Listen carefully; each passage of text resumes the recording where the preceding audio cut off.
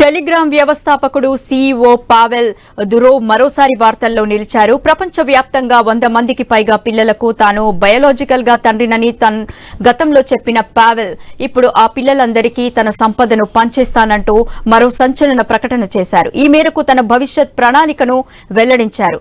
15 ఏళ్ల పాటు తాను చేసిన వీర్యదానంతో ప్రపంచవ్యాప్తంగా 12 దేశాల్లో 100 మంది పిల్లలు జన్మించినట్లు గతేడాది జూలైలో దురోవ్ ప్రకటించారు.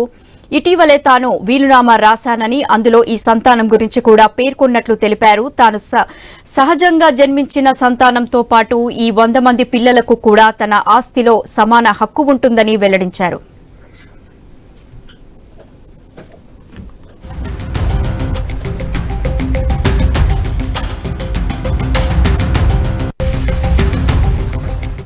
దాదాపు $20 బిలియన్ తన సంపదను వీరందరికీ సమానంగా పంచుతానని తన వీలునామాలో పేర్కొన్నట్లు దురోవ్ తెలిపారు. అయితే ఈ సంపదను 30 ఏళ్ల వరకు వారు పొందలేరని, తన పిల్లలు స్వతంత్రంగా జీవించేలా ఎదగాలని కోరుకుంటున్నట్లు పావెల్ పేర్కొన్నారు. వివాహం కానప్పటికీ తనకు 3 సహజీవన భాగస్వాములు ఉన్నారని, వారికి 6 సంతానం అని టెలిగ్రామ్ సీఈఓ తెలిపారు.